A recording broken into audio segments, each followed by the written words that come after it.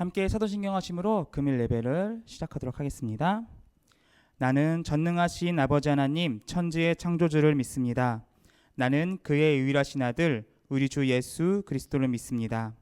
그는 성령으로 잉태되어 동정녀 마리아에게서 나시고 분디오 빌라도에게 고난을 받아 십자가에 못 박혀 죽으시고 장사된 지 사흘 만에 죽은 자 가운데서 다시 살아나셨으며 하늘에 오르시어 전능하신 아버지 하나님 우편에 앉아 계시다가 거기로부터 살아있는 자와 죽은 자를 심판하러 오십니다. 나는 성령을 믿으며 거룩한 공교회와 성도의 교제와 죄를 용서받는 것과 몸의 부활과 영생을 믿습니다. 아멘.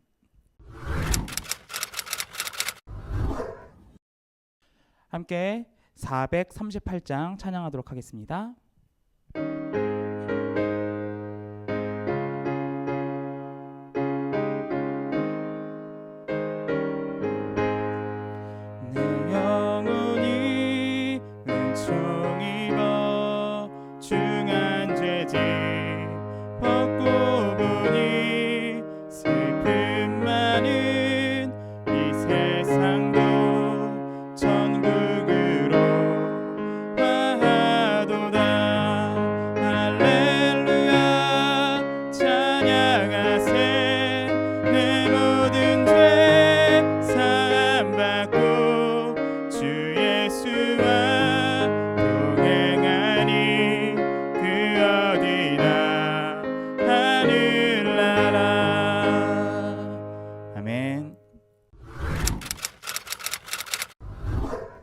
함께 기도하겠습니다.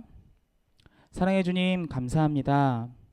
연약한 자들이 모여 예배드립니다.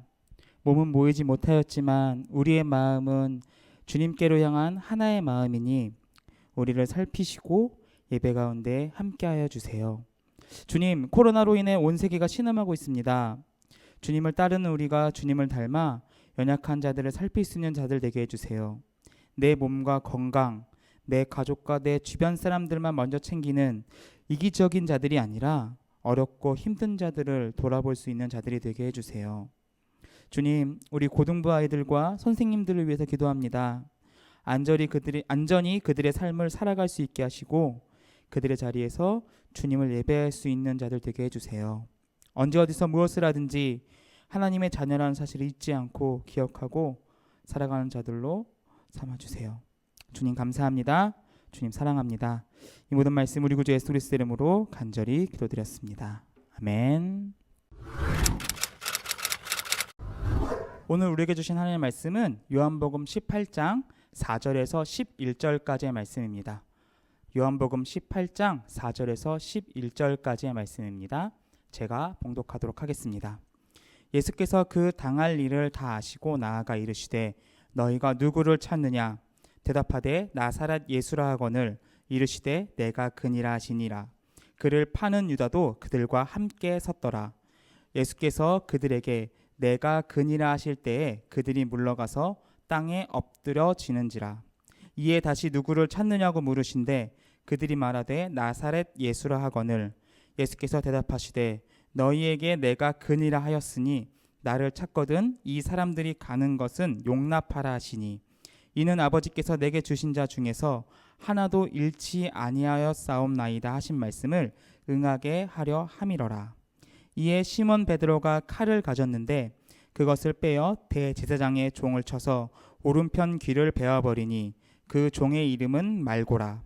예수께서 베드로더러 이르시되 칼을 칼집에 꽂으라. 아버지께서 주신 잔을 내가 마시지 아니하겠느냐 하시니라. 아멘. 함께 찬양하심으로 봉헌하도록 하겠습니다.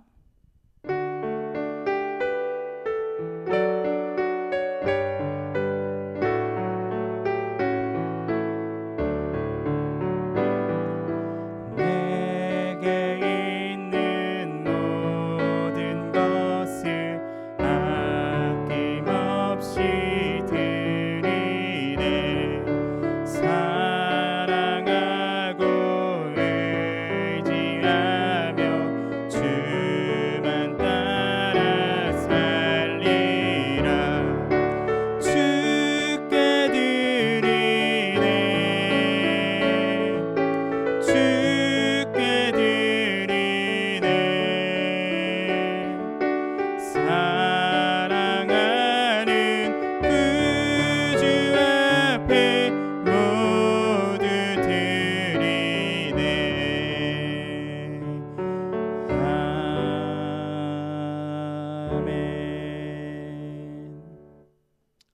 드려진 예물을 위해서 함께 기도하도록 하겠습니다.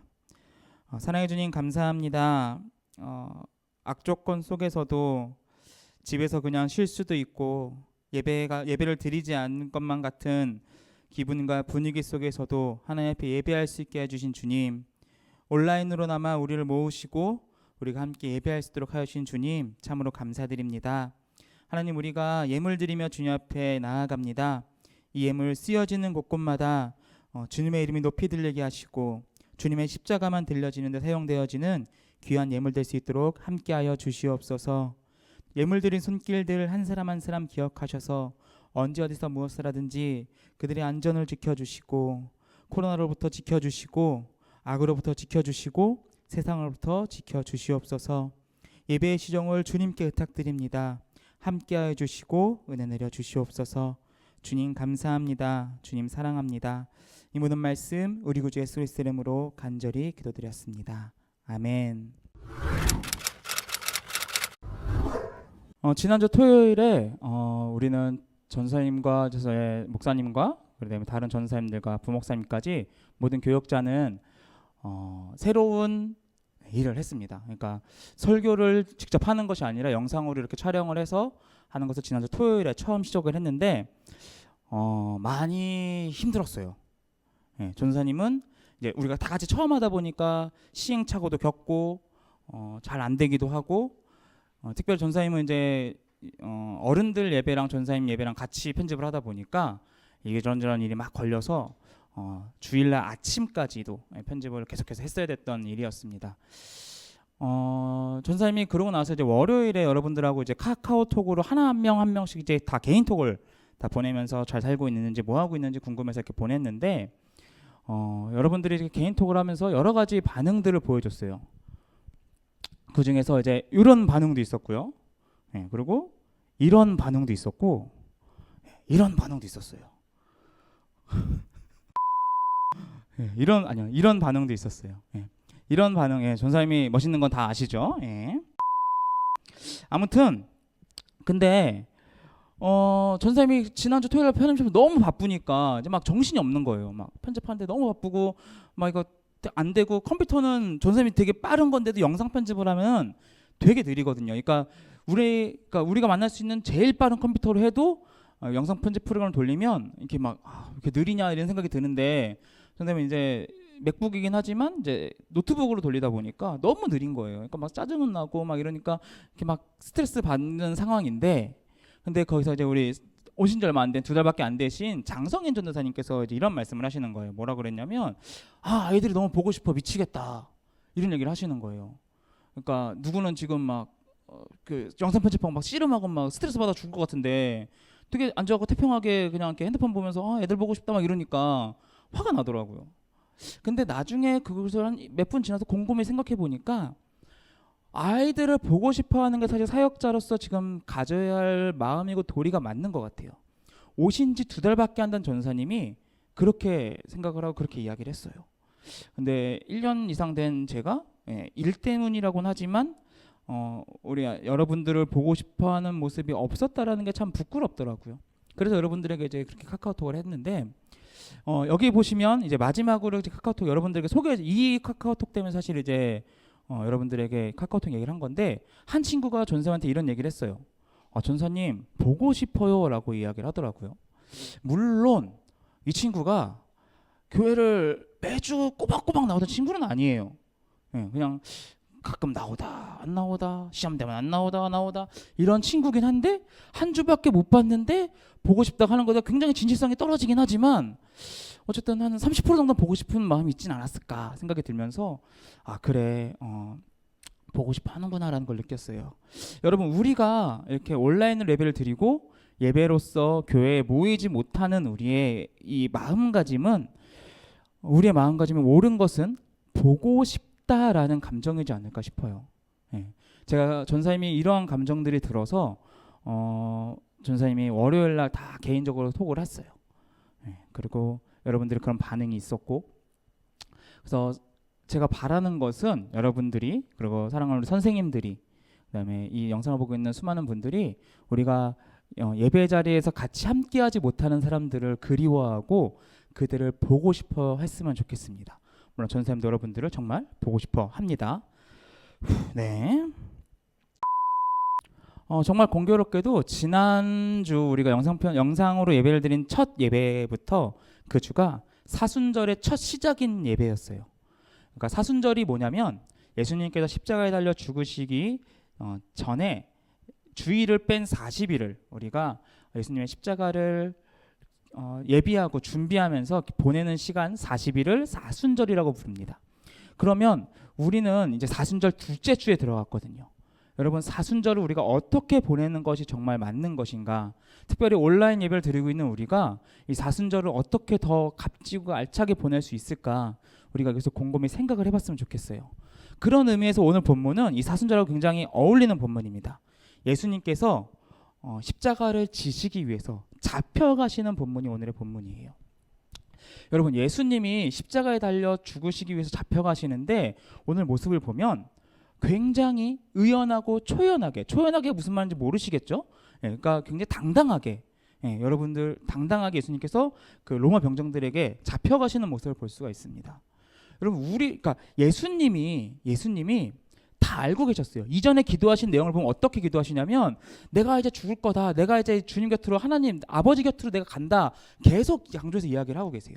그러니까 어떤 거냐면 예수님께서는 결국 이 잡혀가심을 해서 죽을 것을 그냥 죽는 게 아니라 아주 처참하고 고통스럽게 죽을 것을 이미 알고 계셨던 거예요. 하지만 예수님은 이 잡혀가심부터 시작해서 십자가 사역에서 단 한 번도 두려워하시거나 망설임 없이 이 십자가의 사역을 온전하게 감당하십니다. 여러분, 우리를 스스로 칭할 때 뭐라고 칭하냐면 크리스천이라고 칭해요. 크리스천은 뭐냐면 예수님의 사람들, 예수님을 믿는 사람들을 뜻합니다. 예수님을 믿는 사람들이라는 것은 다시 말하면 예수님을 닮아가는 사람들이에요. 그럼 우리는 어떻게 해야 되냐? 예수님 닮아가는 것은 무엇이냐면 예수님께서 십자가를 당당하게 지셨던 그 모습을 닮아서 우리도 우리의 십자가를 지고 우리의 삶을 살아가는 삶이 크리스천의 삶입니다. 인터넷에 보면 이제 요즘 신천지 때문에 난리가 났잖아요. 신천지가 이제 코로나 바이러스를 퍼뜨리고 막 이래갖고 난리가 났었는데 그 신천지가 욕먹기 직전까지 어디가 욕먹냐? 우리가 욕을 먹었어요. 우리가 이제 소위 말하는 뭐 개삐삐 해갖고 이제 이렇게 되게 막 이렇게 욕을 많이 먹었었죠.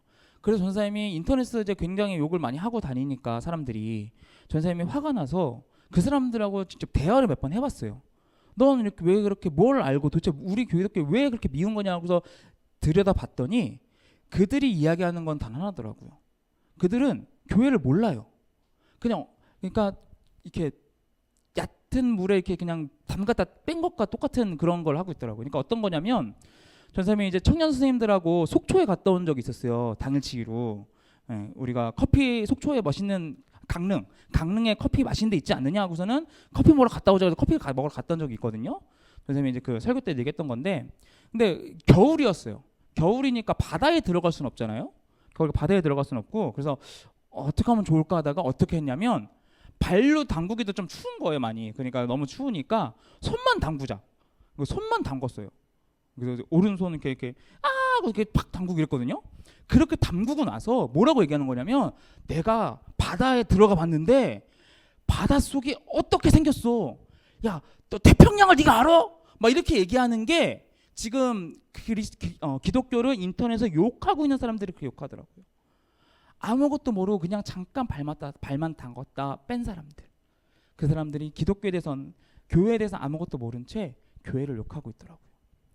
여러분, 우리가 크리스천이라면 예수님을 믿는 사람들이라면 발을 담갔다가 뺐던 사람하고는 달라야 되지 않을까요? 더 나아가서 믿지 않는 사람들하고 우리는 달라야 되지 않을까요? 근데 안타깝게도 우리가 과연 정말 그들과 완전 다른 우리가 구별된 거룩한 삶을 살아가고 있느냐라는 물음에 대해서 누구 하나 당당하게 저는 그들과는 다른 삶을 살고 있어요. 다른 생각을 가지고 있어요. 다른 학교 생활, 다른 가정 생활, 다른 학원에서의 생활을 하고 있어요 라고 말할 만한 사람이 별로 없다라는 거예요. 우리가 이건 생각해 볼 만한 문제인 거죠. 아까도 말씀드렸듯이 예수님을 믿는 사람이라는 것은 예수님을 따르는 사람이라는 것은 결국 예수님을 닮아가야 된다는 겁니다. 그러니까 우리는 십자가를 지고 살아가야 돼요. 그러니까 우리가 일반 세상 사람과 다른 점을 무엇으로 나타낼 수 있느냐면 십자가를 지는 것으로 나타낼 수가 있습니다. 십자가를 지는 것을 우리는 달라져야 되고 십자가를 지는 것을 우리는 그들과 다른 삶을 살아가야 됩니다.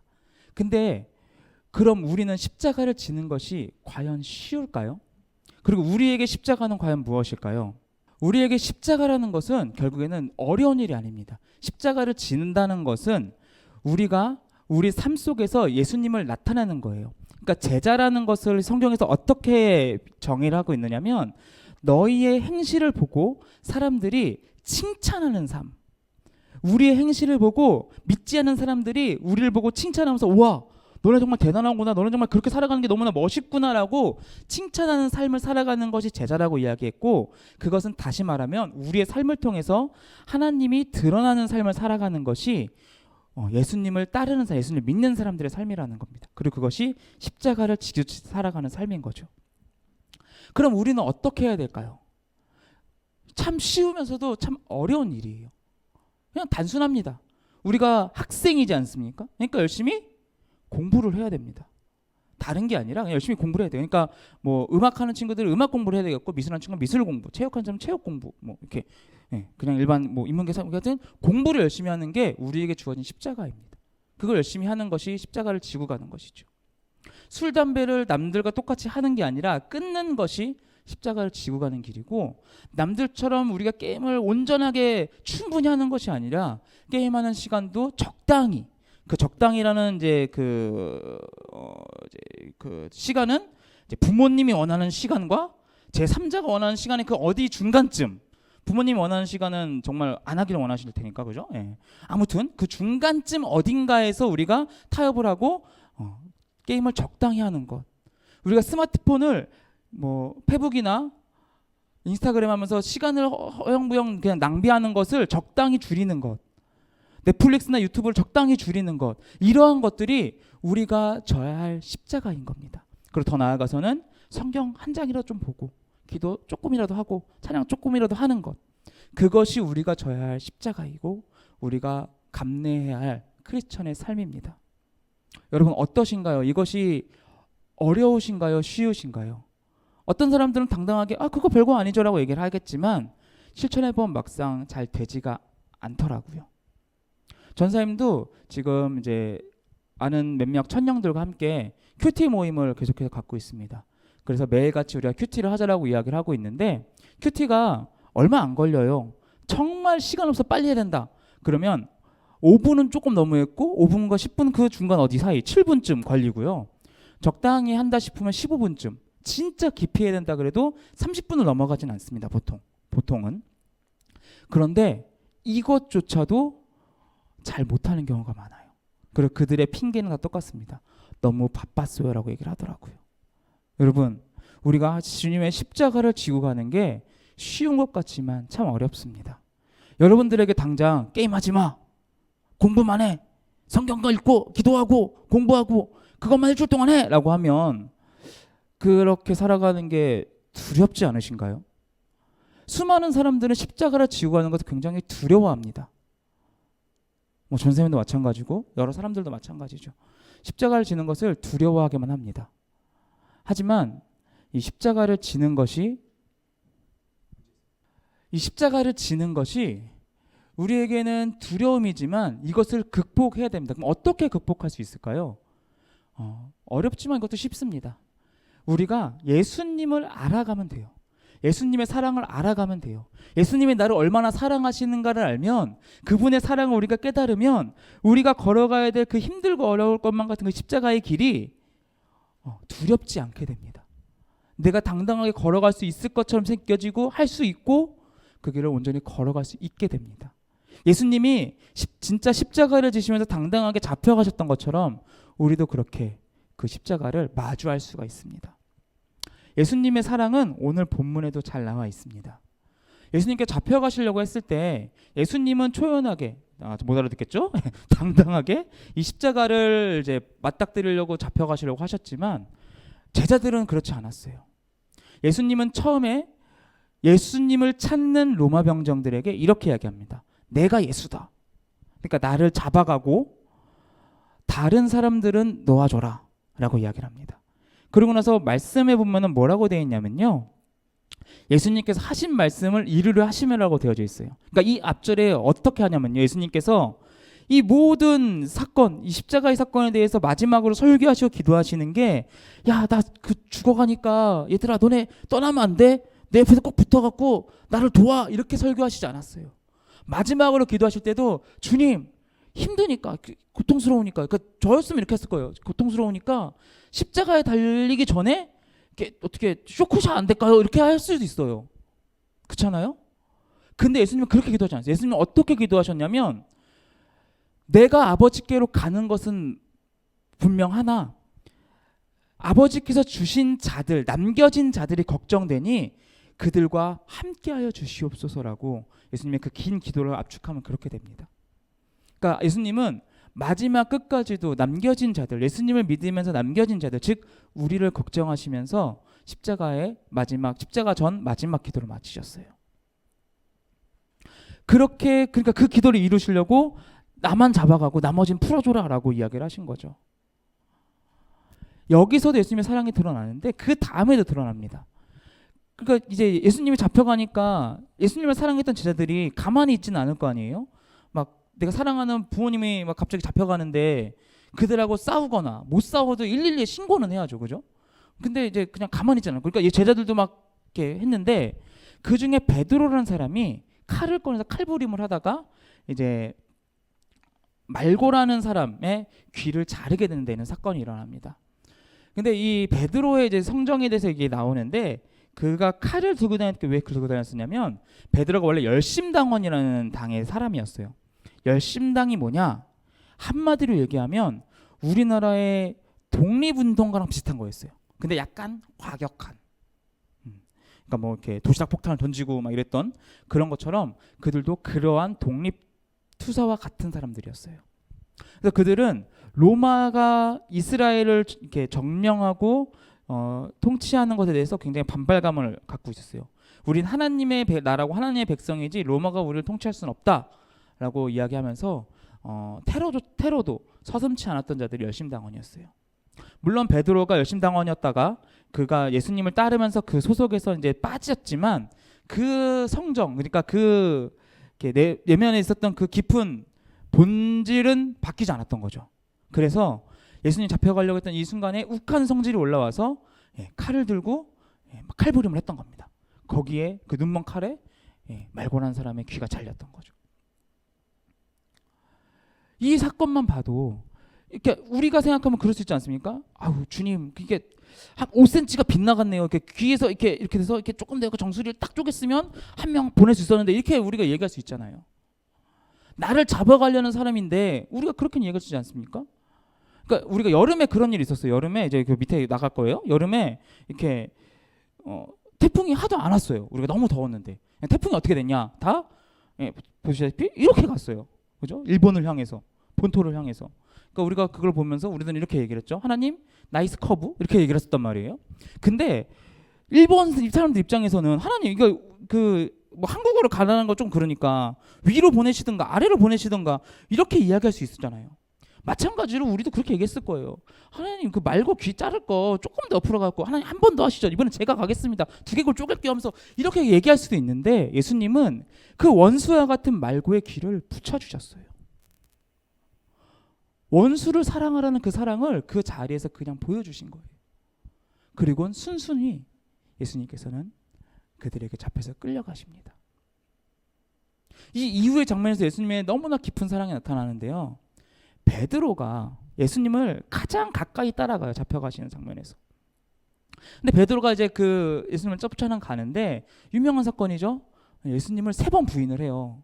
3번 부인을 하는데, 이게 그러니까 3번 부인을 하고 나서, 그러니까 예수님, 그러니까 얼마나 가까이 따라갔냐면 예수님과 눈이 마주칠 수 있을 정도의 거리를 가까이 따라갔어요. 근데 우리가 이 무리를 이기려면 굉장히 강력한 이 거절이 필요하거든요. 그러니까 3번 부인했던 게, 예수님 몰라요 이렇게 그냥 거부를 한 게 아니라, 몰란다고 고백을 한 게 아니라 엄청난 강력한 부정을 한 거예요. 그러니까 이제 전사님의 이전 전사님과 전사님 듣기로는 그 이전 전도사님과 이제 역사적으로 계속해서 이제 우리 교회 전통적으로 내려왔던 게 뭐냐면 이제 양모 군과 김모 양이 이제 그렇고 그런 사이다라는 이제 그러한 이제 뭐 이제 믿을 수 없는 이제 그런 이야기들이 있었다라고 얘기를 하거든요. 근데 여기서 애들이 반응이 아니에요. 뭐 그래요. 뭐 말해요. 맘대로 하세요. 이렇게 되니까 이게 대를 이어서 계속 내려오는 거거든요. 근데 만약에 이렇게 했는데 양모군이 전사 아니라고. 나 안 그랬어요. 왜 그래요? 이렇게 했으면 다음부터 안 그런다니까요. 무슨 소린지 이해되세요? 군중이 네가 예수님을 아는 사람 아니냐라고 베드로에게 질문을 하고 3번이나 그렇게 했어요. 그러면 베드로가 이것을 거절할 때 그냥 저 몰라요. 아니에요. 이렇게 한 게 아니라 엄청나게 예수님을 막 그 예수 아무튼 그렇게 막 욕을 하면서 예수님을 그렇게 이야기를 하는 거라고요. 소리를 질러가면서 고함을 질러가면서. 근데 예수님과 거리가 어땠다고요? 눈을 마주칠 수 있는 거리라고요. 예수님이 다 들으셨어요. 성경에 보니까 3번 부인을 하고 나서 예수님과 마주쳤다라고 돼 있어요. 예수님이 돌이켜 보사라고 베드로를 돌이켜 보사라고 돼 있어요. 그러니까 예수님과 눈이 마주친 거죠.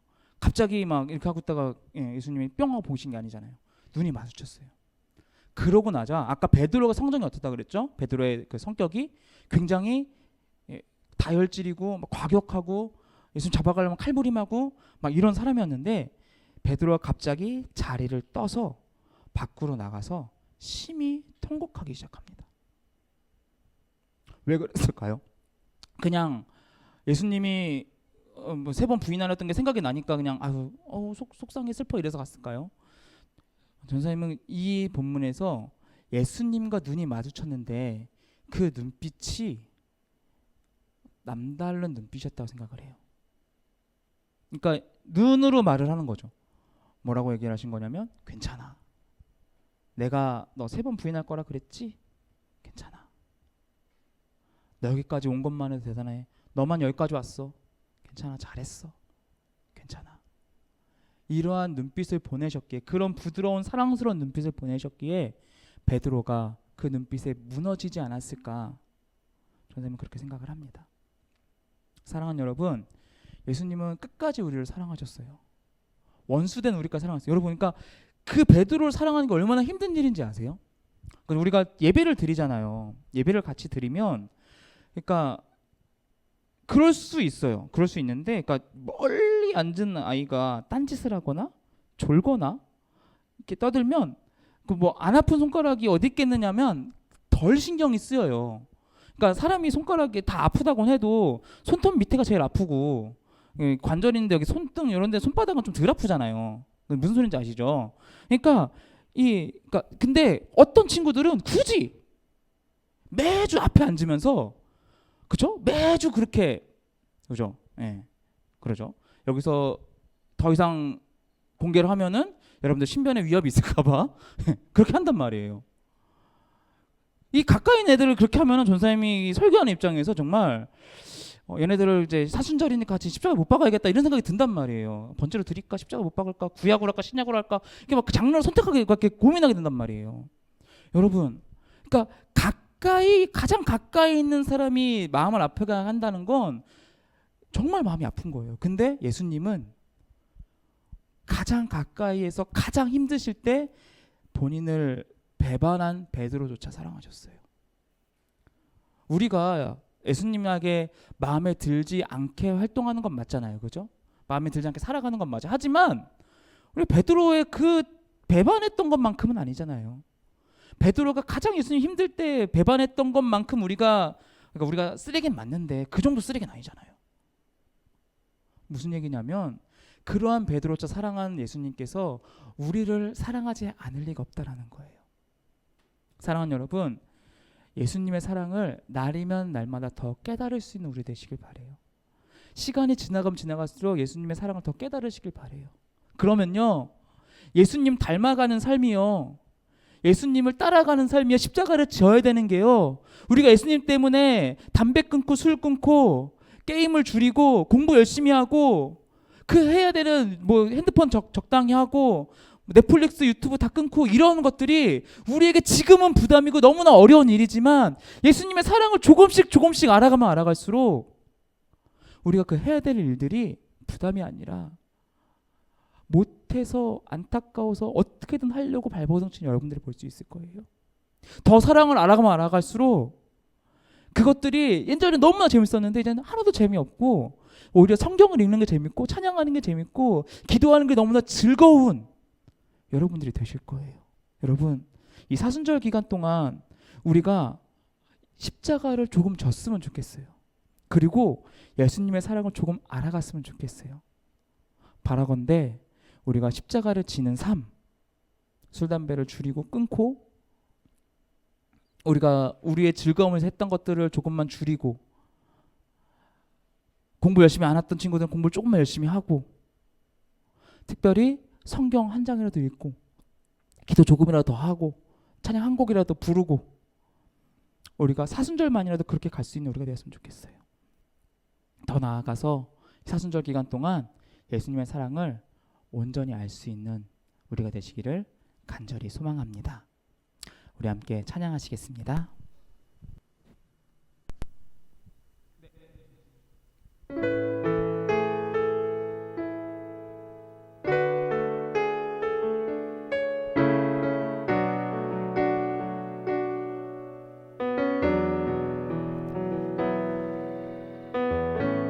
내 삶의 소망 내가 바라는 한 분 예수 닮기를 내가 원하네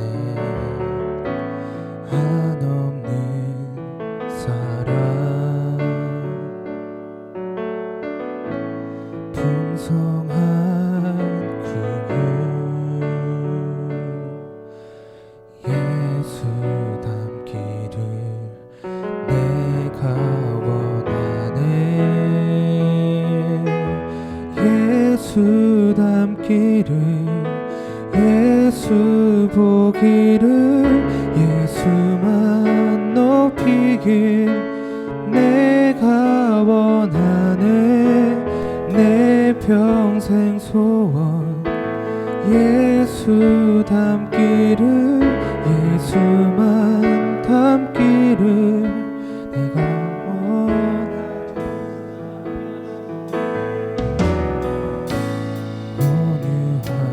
온유하시고 겸손하신 성품 예수 닮기를 내가 원하네 자비하시고 위로자 되신 주 예수 닮기를 내가 원하네 예수 닮기를 예수 보기를 예수만 높이길 내가 원하네 내 평생 소원 예수 닮기를 예수만 닮기를 내가 원하네 온전하신 예수 새롭게 하시네 연약한 내 영혼 온전하게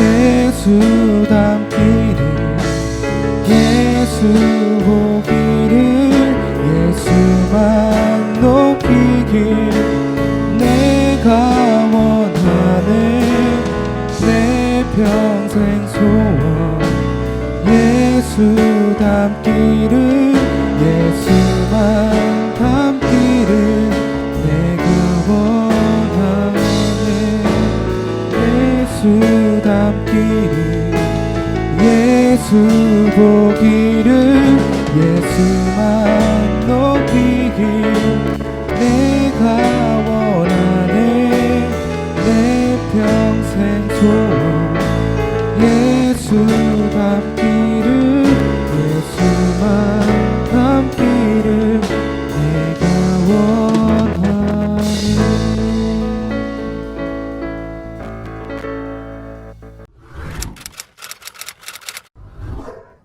함께 주기를 원하심으로 오늘 예배를 모두 마치도록 하겠습니다. 하늘에 계신 우리 아버지, 아버지의 이름을 거룩하게 하시며 아버지의 나라가 오게 하시며 아버지의 뜻이 하늘에서와 같이 땅에서도 이루어지게 하소서. 오늘 우리에게 일용할 양식을 주시고 우리가 우리에게 잘못한 사람을 용서하여 준 것 같이 우리 죄를 용서하여 주시고 우리를 시험에 빠지지 않게 하시고 악에서 구하소서. 나라와 권능과 영광이 영원히 아버지의 것입니다. 아멘.